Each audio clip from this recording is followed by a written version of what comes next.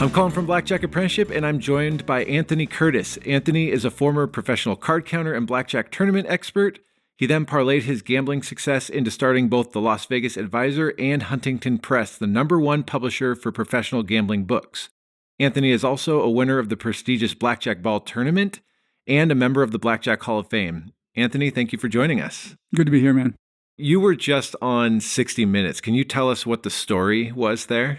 Yeah, but before I do, let me make the point that being on 60 Minutes is nothing like being here on this podcast. You know, this is the one I've been sweating about and thinking about. I'm sure that's actually not. The 60 Minutes thing was like, woo, wow. But it was about the MGM hack. They called me up. You know, I asked them. I said, "Why are you calling me?" I said, "You know, I don't have anything to do with the hack. I'm not a hacker. I'm not a coder." You know, they said, "No, we just want some Vegas information. We want background."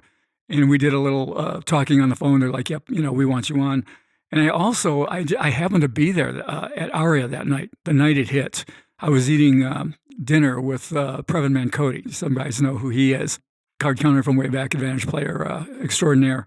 That was what it was about. And they wanted to talk to me in general just about Vegas and how it affected MGM and, that kind of background. So there were two hacks. There was MGM and there was Caesars. Yes. And Caesars paid the ransom, but MGM did not. Any idea why they each chose the decision they did? Well, that was part of the discussion. Now, the funny thing is everybody's saying, yeah, I saw you on 60 Minutes. And I go, well, from now on, that'll be known as 1 minute. Because that was me. I was on for 1 minute. The actual interview went about close to 90 minutes. So back to your question, that was one of the things we discussed, is why would they do it? And, I got into a lot of the stuff that I talked about that didn't make air because they don't have enough time was sort of EV related. And I said, they both did their calculations and made a decision. And MGM took to heart what the feds said. FBI says, don't give it to them, don't give it to them. That's their party line. Caesar said, phooey on you, we're going to give it to them. And they're like, well, what would you have done? What do you think, who was right? I go, well, let's see, 15 million ransom, 115 million in damages.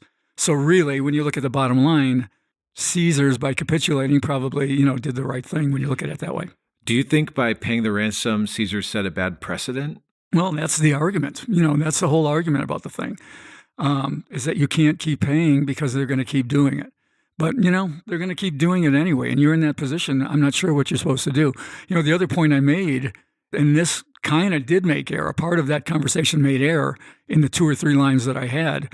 I said, these guys were very much, not that I'm, supporting them, not that I'm envious of them. I am envious of their skills, but I said, it's much like advantage players in gambling, that the people who are perpetrating it are better than the people who are trying to stop it. And I said, that's what we find out a lot is the players are better than security. And in this case, the hackers were better than the cybersecurity. I don't know if you saw this, but MGM just sued the FTC. Saw that. To block the probe into the impact of the data security of the hack. Why do you think they're suing to stop it? I thought about that, and I have no idea. I really don't know. I think that somehow they feel that it will, shine a bad light on them somehow, for what they were able. I think if I had to make one guess, I would say that the level of the incursion was so great that you got to wonder what kind of fools were behind this. And I think they don't want to look bad. That's my guess. Interesting. Speculation.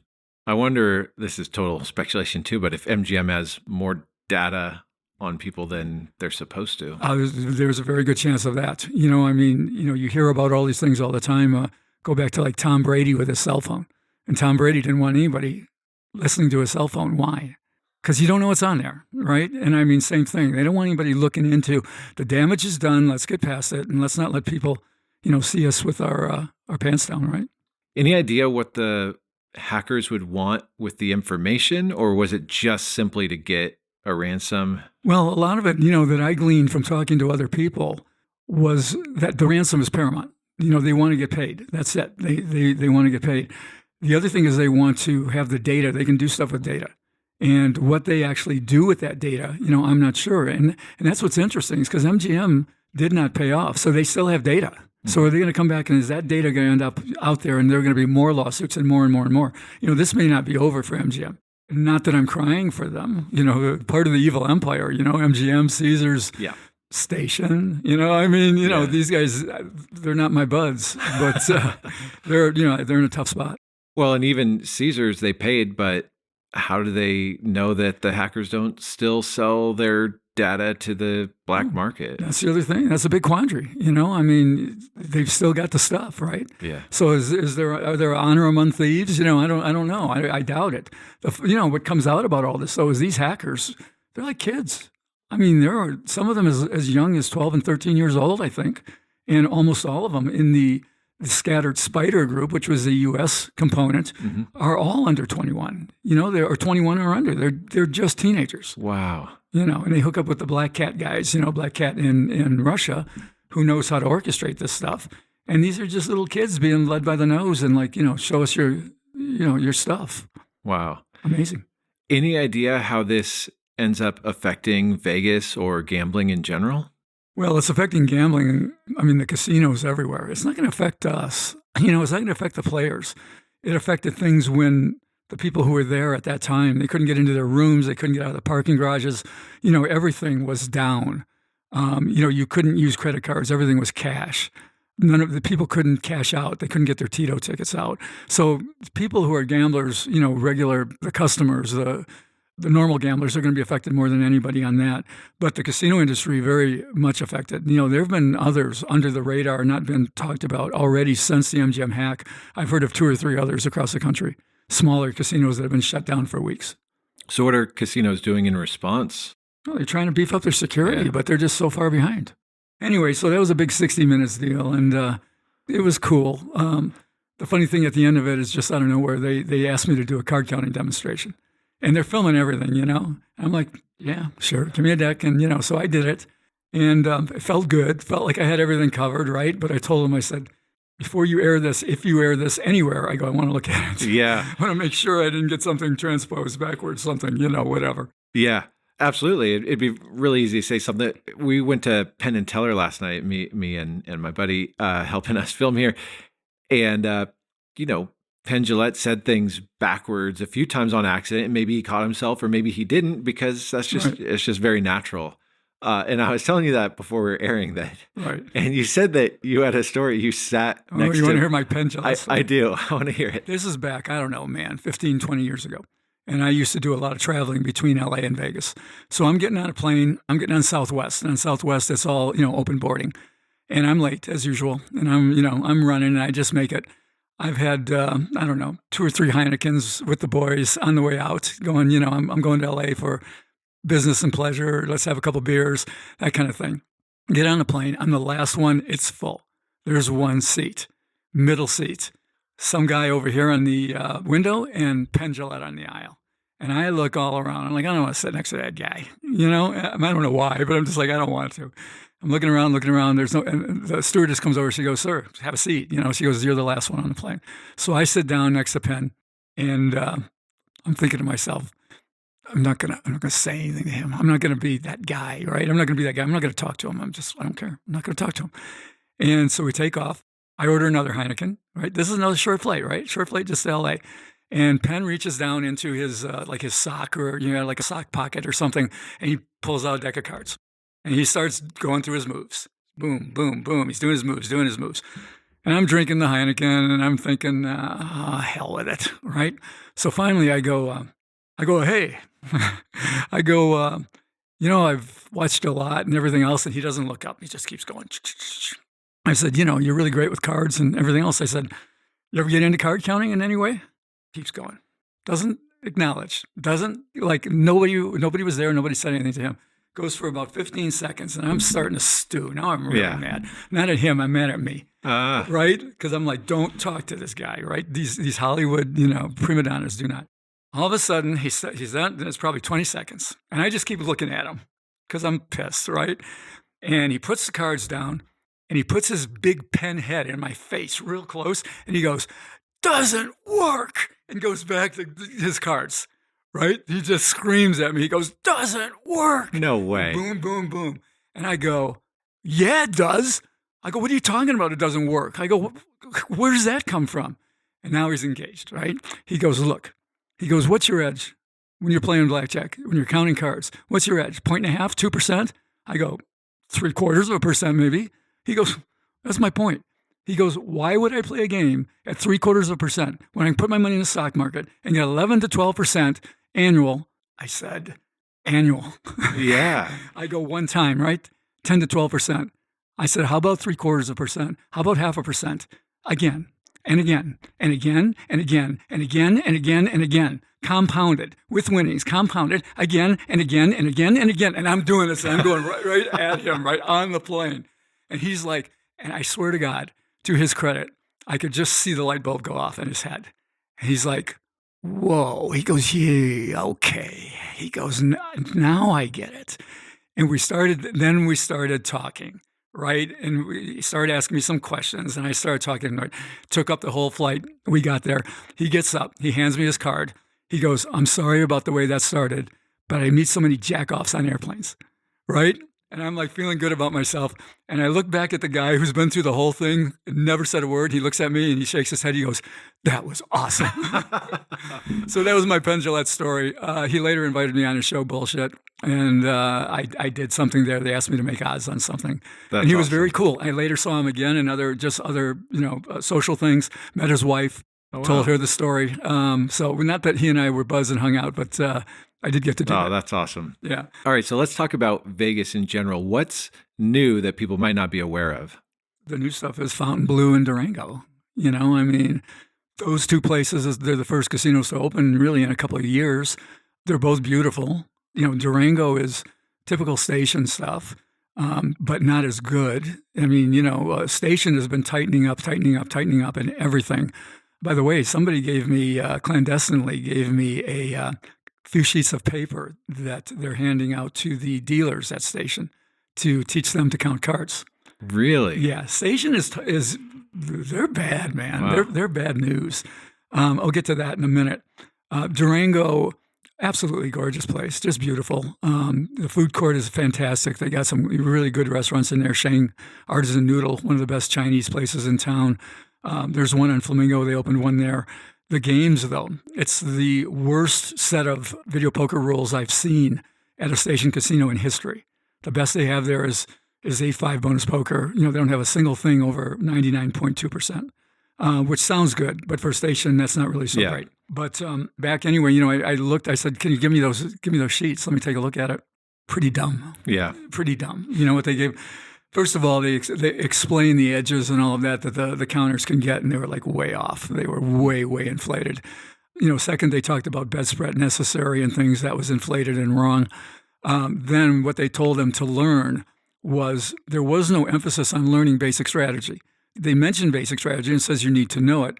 And then they gave them a list of the illustrious 18 with strike changes, for high-low, and said, this is what you need to recognize when they change at these numbers. I'm like, come on, that's just dumb.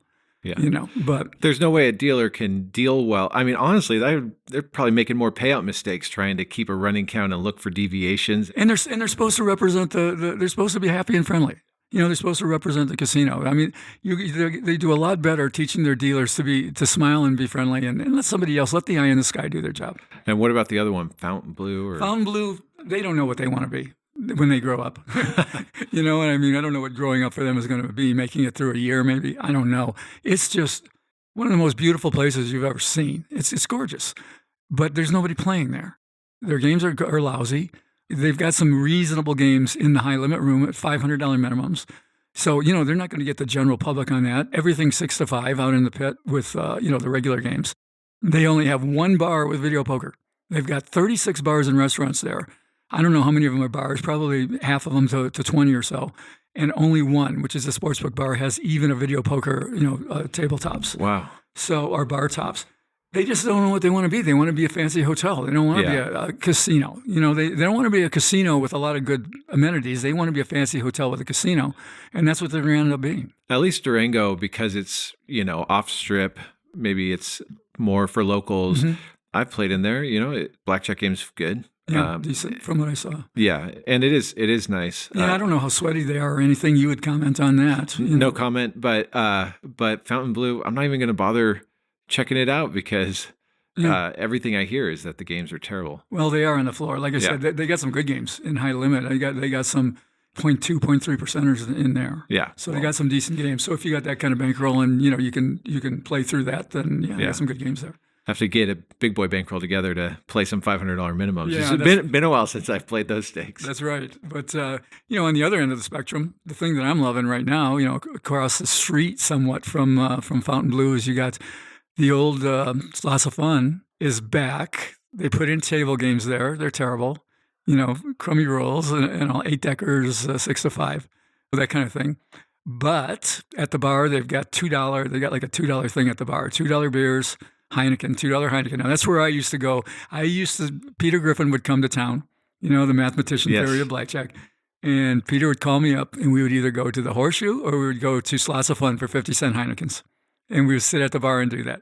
So it was nostalgic for me to go there and get a $2 Heineken, which is a big deal this year. Yeah. I mean, these days, in these times. But also $2 hot dogs, $2 shrimp cocktail, all at the bar 24/7. And this won't affect a lot of people, but old coin dropper machines.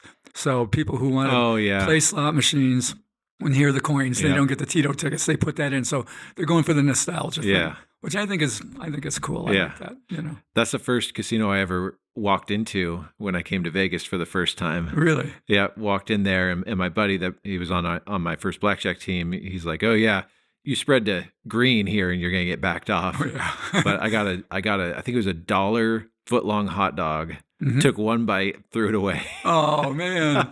I ate it all.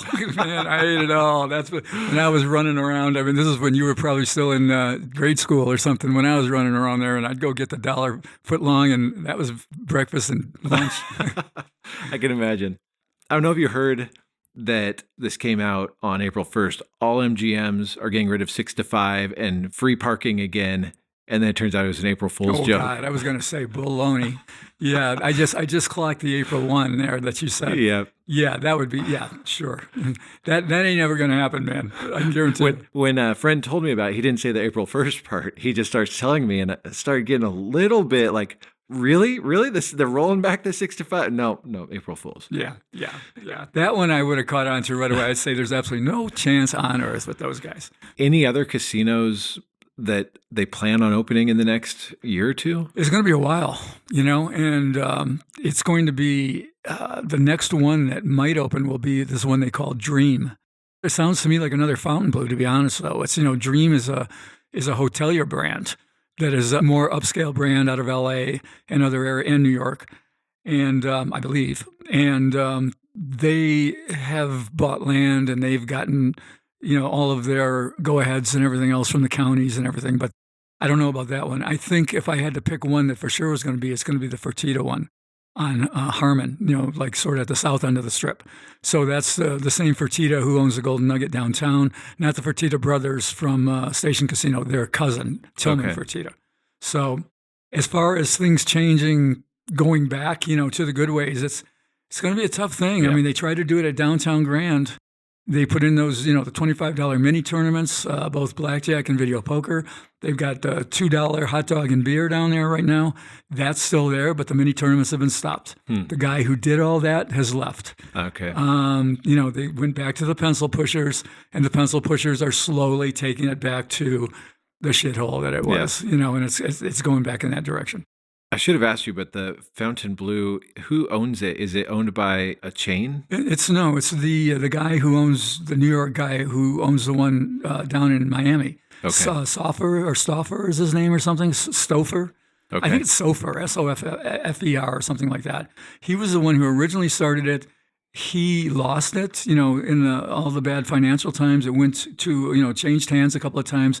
Carl Icahn had it for a while, and it came all the way, around circle back to him, and he bought it and acquired it back and opened it. Okay. I hear they're doing terribly. I hear they're doing very bad. Wow, interesting.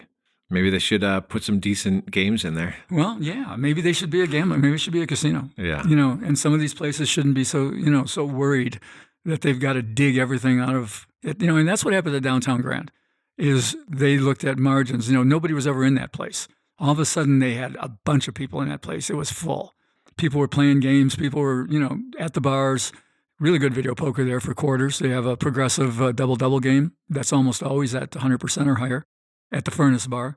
But they were giving good games. And so their margins were smaller. And all these guys looked at it, the accountants looked at it and said, well, everyone else is holding this and we're holding this. So this is bad. No, it's not. Yeah. You're holding this of nothing. Yeah. What's wrong with you people? Yeah. So and I just don't see it changing in Vegas anytime soon. Yeah. When we went in for Penn and Teller, we walked through Rio on a Friday night at 8 p.m. and it's dead. Yeah, but watch out for Rio. Rio's another, that was actually where I was going to go next, is that if I was to look at anything that it was going to be the next one to start doing better, I think the Rio has got it in their mind to do that. Okay. And that comes from them wanting to work with us with our member rewards for Las Vegas Advisor. Okay. And I mean, this deal that they gave us right now, first of all, their room rates there are low. They're very low. Mm-hmm. I mean, they're at like 45, 60 level. So they give us 30% off room rates and waiver of the resort fee. That's a big deal. deal. $40 a night. Yeah. That resort fee is $42 a night. So you're taking a 60, and you're taking $20 off that. So you got $40 or $42 or something and no resort fee. Yeah. It's a great place to stay. Yeah. And they're renovating everything there. They're putting in $365 million into the joint to renovate. So, don't sleep on the Rio or sleep on the Rio. I mean, it's going to be a good play, or it is a good play already. Have any casinos in Vegas changed hands as far as ownership in the last year? I wouldn't say in the last year, but in the last couple of years, like the main one being Hard Rock from Mirage to Hard Rock. And that finally, the transition there is starting to take place. They've announced the closing of Love, the Beatles show Love. That will close July 7th. And that really does signal, okay, we're in action. We're going to make the switch over. So Siegfried and Roy's, Garden and Dolphin Habitat already closed. Love is going to close next. Next will be the Volcano will be shut down. Wow. And they'll start to build the hotel, guitar-shaped hotel. And that will be a switchover. They're trying to court locals here too, which means they might be open to any kind of subsets. The Mirage run by the Seminole Indian tribe, similar to the Palms being run by the Yamava people, right? San Manuel. They're used to dealing, to giving a better gamble to their customers.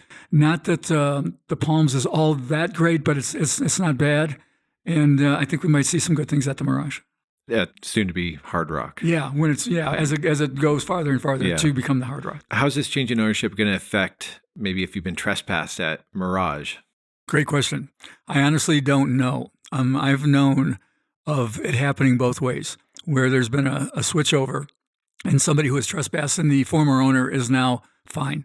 And others where they're like, no, under the priors, you were not allowed here, right? Now, I just out of the blue, I talked to Bob Nersession yesterday, and he made me aware, I missed this, that apparently there's a statute now that after 2 years, they expunge it, right? Yeah. So, I mean, what's going on with trespass? I'm way behind the curve on this. Yeah, no, for someone like me, it's really interesting. Yeah, because rev up the career again, right? In any of the places that it's like, do I really want to push it? Someone like Tommy Highland, sure he'll say, he would say, we were at dinner the other night and a friend said, how many times have you been trespassed there? I don't want to say the name of the property. And he's like, 20. Yeah, I was just going to say, Tommy doesn't care. He'll go right in there and they'll come up and say, aren't you not allowed here? And you'd be going, oh, really? Okay, get up and leave. Well, then why do you keep inviting me back via exactly email? Right. Tommy has no fear. I mean, I'll tell you what, you should get Tommy Highland shirts that just say no fear. I mean, you don't care. But for those of us that have been more cautious about somewhere we've been trespassed, 2 years and it's expunged.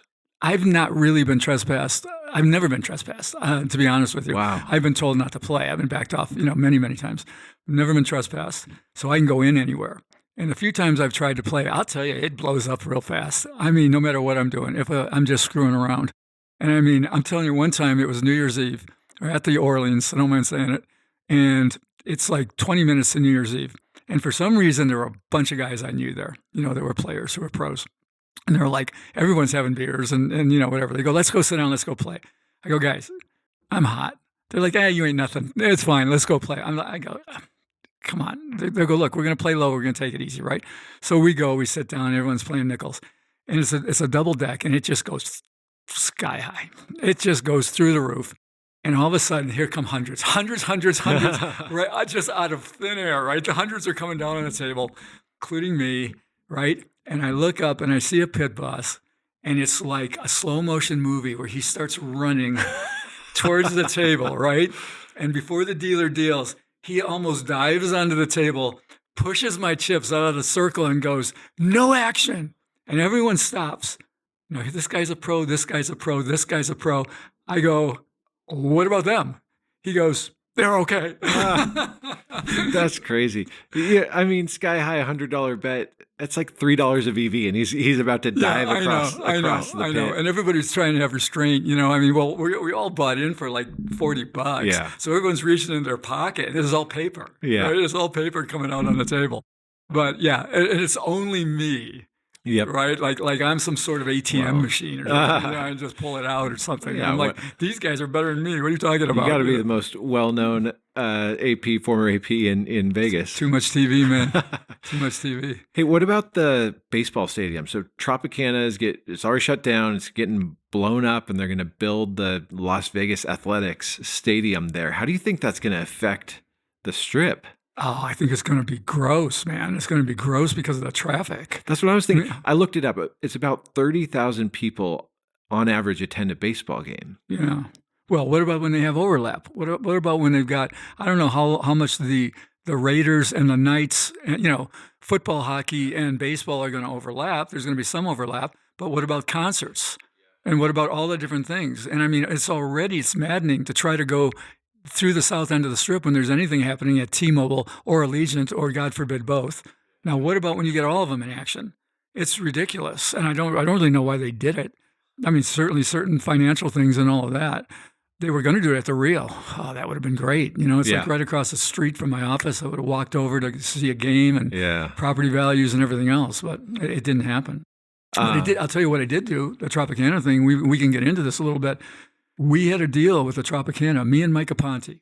All right, you know Mike? Yep. They call him MIT Mike, right? Yep. He was from the movie 21 and from Bringing Down the House. He was Frasier in the book. And, you know, he was like a team leader there. And Mike and I have been working for about a year on an invitational world championship of blackjack. And we had a deal. We had a deal with the Trop. And they were going to air it there. And we had a TV deal, a streaming deal with Tubi. And everyone goes, Tubi? Well, Tubi, 64 million subscribers. We had it. And then they contacted us and said, we got to do it in 6 weeks or we can't do it because we're going to close. Wow. So it got shut down. But we're now in discussions with Circa. And I'm not saying it's going to happen there, but it could happen there. And it would probably start as an invitational. We would bring in the best players in the world to play. And then the idea is to ramp it up into a World Series type thing where people can buy in and try to become, you know, the world champion of blackjack. So it'd be a blackjack tournament, an invite-only blackjack tournament. As of now, we don't know. We don't know what Circa wants to do, and even if Circa is going to partner with us. People can watch a YouTube video we did with you on blackjack tournament strategy and see if they can get themselves invited. I'm telling you, Colin, that video we did is excellent. It really is. And I'm not saying because I was the one giving the advice, but you asked all the right questions in all the right order. And I've watched that through again, and I'm like, anybody who wants to learn how to do it and where to go for more information needs to watch your video. Thanks. It's really, really good. Now, we just did on our YouTube channel, Las Vegas Advisor YouTube, our current one that is up right now. Now, I know when this airs, that'll be long gone. But we talked about they had a final tournament when they ended the minis at Downtown Grand. They had a final tournament where they put up $4,000 for a $25 entry fee. It was a big old overlay. And it was like their major tournament. It wasn't really a major tournament with only $4,000 in prize money, but I won it. Nice. But what was interesting about it was I played 4 rounds, and all 4 rounds I drew the worst betting position on the end. I drew first bet on the end all 4 times. And so what do? You alter your game, right? Mm-hmm. Instead of betting 1 chip, you're betting 6 chips, 7 chips, that sort of thing. We talk about strategy there and a lot of the stuff that we talked about in your video. And what happened was I complained. I lost in the first round and I went to rebuy. So I played a first round, advanced in rebuy, went to semis, advanced, went to finals and won. All 4 of those rounds I had to bet first on the last hand. And when I lost in the first round, it was because somebody drew a blackjack on the last hand, which pays 2-1 in this tournament. And I was aced out when that happened. And I started whining about it like a big baby. right? And somebody heard my whining up in the heavens. And for the rest of that thing, the heavens opened up and it rained down cards on me for the rest of this whole tournament. And what happened was, because I had altered my play, because where I knew I was going to bet, I wasn't betting 1 and 2. I was betting 6 and 7 and more. And at one point, I got 3 snappers in a row, 3 blackjacks straight. Wow. Right? And then another point, it's me and a guy heads up to advance, only one advance, and we're heads up. He's got the max and I got the max. I'm slightly ahead of him. I'm trying to stay ahead of him. He gets an ace. I get a 10. I'm like, no. Boom. He gets hit with a 10. I go, I've had it. I'm screwed, right? Boom, I get hit with an ace. Wow. I was like, backdoor blackjack. Yeah, buddy of mine screaming, ace from space, right? Ace from space. But it all goes down to the whole idea that you play it properly based on the parameters, the variables, and then when things happen right, you win a tournament. Yeah. So it's important. And your video shows that so well. Thank you. So tell us what books you're working on at Huntington Press. We're working on some really great ones. And I'm having a hard time staying up with them. There's so many good ones. We just put out James Grosjean's Ultimate Report, which is, basically it's basic strategies for all the Carney games. Mm-hmm. Now he's got a second one called the Lockdown Edition. A Lockdown Edition is all about getting the money, essentially the whole carding. And this is going to be another Grosjean special. I mean, it's going to be a $500-$600 book. Yeah. And he's going to be, directing the parade on that one. He's going to call the price. He's going to say who can get it and who can't. The reason, James, when he puts out a book, he only wants certain people to have it.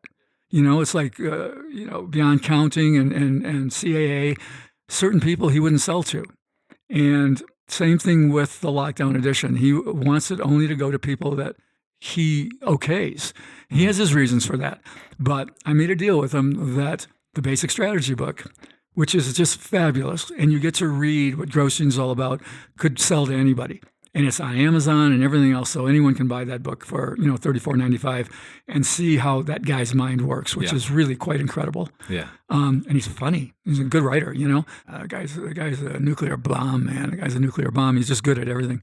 But anyway, so we've got this one coming out from Grosjean. It would have been ready months ago, except he said, I've done more coding. He goes, I've got some updates. I've made it better. So I'm waiting on that from him. We've got one called The Advantage Players. It's from Michael Kaplan, who he writes for Cigar Aficionado. He told me about this. Yeah. It's good. It's I hate to call it a column collection. It sort of is, but we've tried to weave it together, in a better way. So you're not just reading column after column. And it's not just about gambling. There's a lot of gambling in there, but it's all about other guys who do other things, including hackers, which was an interesting thing, which I had just finished editing that book, and the chapter about the hackers. So I had a different perspective on it when the MGM thing happened. And I mean, even one guy who cuts locks for a living, and I don't mean like cutting locks to get into buildings, I mean fish. And he parlayed his ability to cut locks into advantage play and working at Sardell's in New York City. John Chang is in there, cool. Mattress Mac, for what he's done. We took out a lot of the poker. Okay. We had a bunch of poker, and I said, you know what? A lot of these poker stories have been told before. And a lot of these poker guys, I don't see them as much as advantage players as just crazy savants who are just great at one thing and then blow all their money doing other things. It's true that a lot of, I don't want to make a blanket statement, but there are quite a few poker players that blow their money at other things. They're just very, very good at poker. I know. And I don't really see that as advantage play, and so we pulled out a lot of poker. We've got Don Johnson. Cool. We've got James Grosjean, of course, and there's some stuff in there about Grosjean you've never read before. Awesome. So that'll be a very, very good read there. Phil Ivey and the girl he worked with, for that, Kelly's son. Yep. Yeah, you're going to want to read this book. It's a good book. Tell me all about sports betting. All About Sports Betting is Blair Rodman, who's currently the bane of my existence, editing this book because he's packed it with so much stuff. And it was supposed to be a beginner's book, and he wanted to make it like the sports betting reference book, encyclopedic, and there's so much detail in it that there's almost too much detail. And I keep saying to him, we've already been over this, and it's like, it's getting longer and longer and, whatever. But for what he wants it to be, we had a pretty good idea on this one and how to make it more commercial.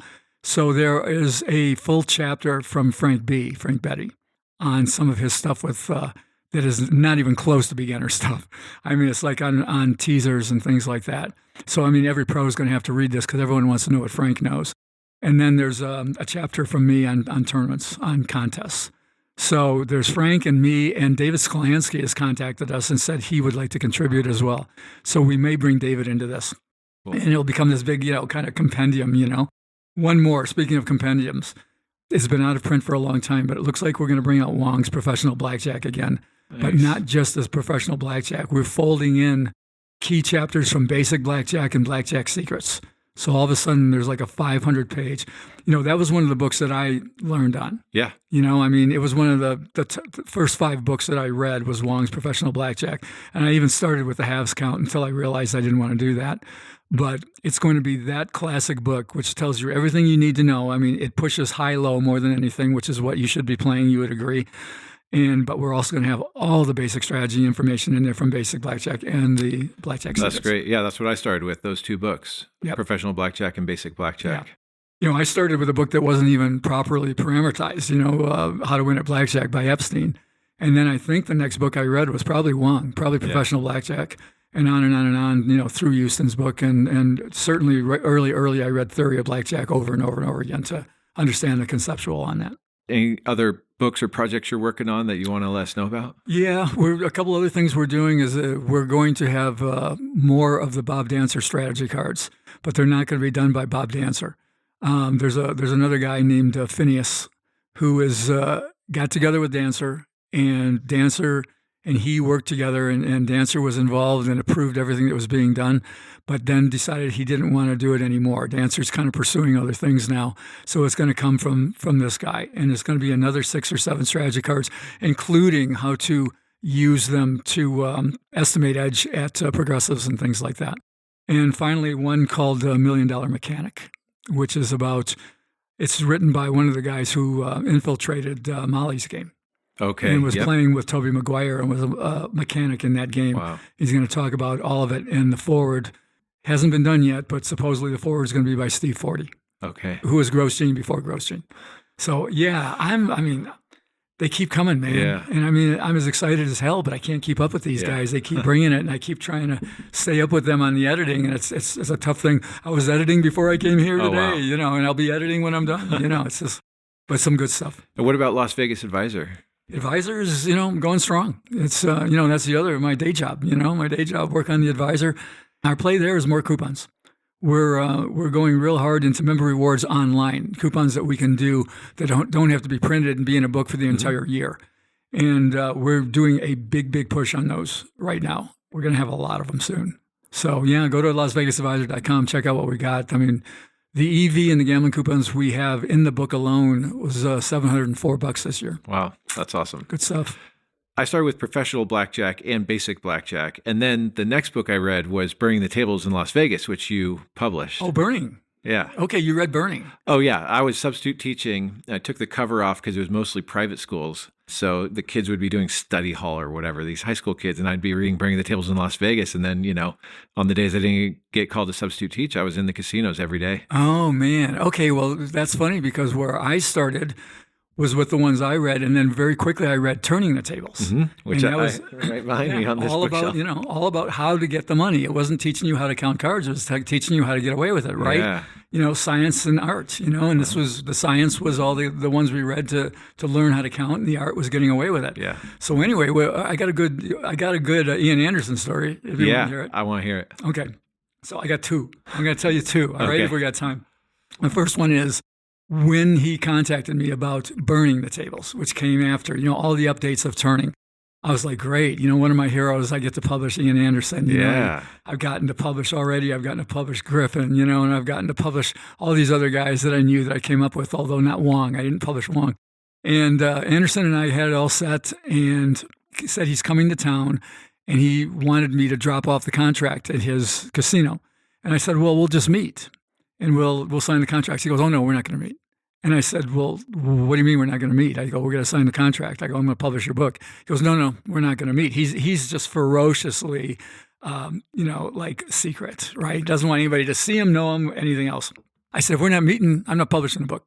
I wanted to meet him, right? I was friends with Griffin, friends with Wong. I want to meet Ian Anderson, right? Completely selfish on my part.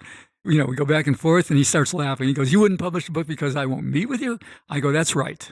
He goes, okay, we'll meet. So we did. And he signed That's the awesome. contract. And then every time he came to town, we met every time. We'd have a beer and whatever. Once you'd seen him. Yeah. Now the cat's out of the bag. That's right. Okay, so here's the other one. He tells me a story. He was famously, he didn't partner with anybody. He was the opposite of you. You're all about team. You're all about get them all together. We'll all play together. We'll share the risk. It's better this way. He played with nobody. He played by himself. So he goes, one day he's playing in a casino and he sees Ken Houston in the casino. And Ken Houston comes over to his table and Ian gets up and he moves to another table. And Ken Houston kind of meanders around again. And Ian, moves away. So he goes, later that day, Ian Anderson gets into an elevator and Ken Houston gets into the elevator and the elevator doors close. And Ian looks at Ken Houston and Houston goes, I watch your game. He goes, you're a pretty good player. And Ian goes, get the fuck away from me. And Houston goes, what? He goes, get the fuck away from me. He goes, don't you ever come near me again. And the door's open, he left. And that was it. Houston's toxic, probably toxic for his career. Nothing to do with him. And that's the way. Oh my gosh, that's awesome. That's the way Ian was. And you know what? A lot of people don't realize what an unbelievably great gambler he was. Yeah. Part of the computer group in sports, poker expert. Wow. Won several major poker tournaments under pseudonyms. Wow. Amazing guy. So I want to go back to this idea of a big tournament. Any ideas, that timeline or how people could learn more if they want to get into that? Yeah, timeline, I'm not sure. It's going to be this year. If we're going to do something with Circa or another, I don't know if it will be an invitational only. I don't know if it'll be 25 people. I don't know if it'll be 50, 100. I don't know. I don't know if they're going to want to open it up to the public right away. But I think that if this were to happen, the timeline would be probably invitational at some time this year and probably public tournaments before the end of the year. That would be awesome. Leading into the next year. In terms of what people should do to be a part of it or anything, just pay attention to the news, watch LVA and things like that, and we'll keep you abreast of what it is, what's going on. Meanwhile, I'm going to go back to your video. I say start with your video. I actually had a guy contact me, a Mattress Mac attorney, the guy who got me together with Mac, and he was in town. He said, I'm about to play a tournament tomorrow. What should I do? And I sent him a link to your video. I said, watch this video. Awesome. I said, you're going to get everything you need to start, right? And go from there. One more thing I would like to say, what's cool about this, what's great about this is that essentially the cream will rise over time. But in a blackjack tournament, anyone can win. It's not like poker. In a poker tournament, anyone can't win. I mean, if you're a rube, you cannot win. I mean, if you're a kind of a good player, you can get lucky and get close or maybe pull it off. A good example of that would be Moneymaker, who was a good enough player, but he was no rube. Yeah. But in blackjack, anybody can win because it's such a small, finite number of hands. If you get lucky, you get hit with a deck, as they say in poker, you get hit with a deck, you can win a blackjack tournament. For more on tournament blackjack strategy with Anthony Curtis, check out this video. For more from Anthony Curtis and Las Vegas Advisor, check out the Las Vegas Advisor YouTube channel and check out LasVegasAdvisor.com.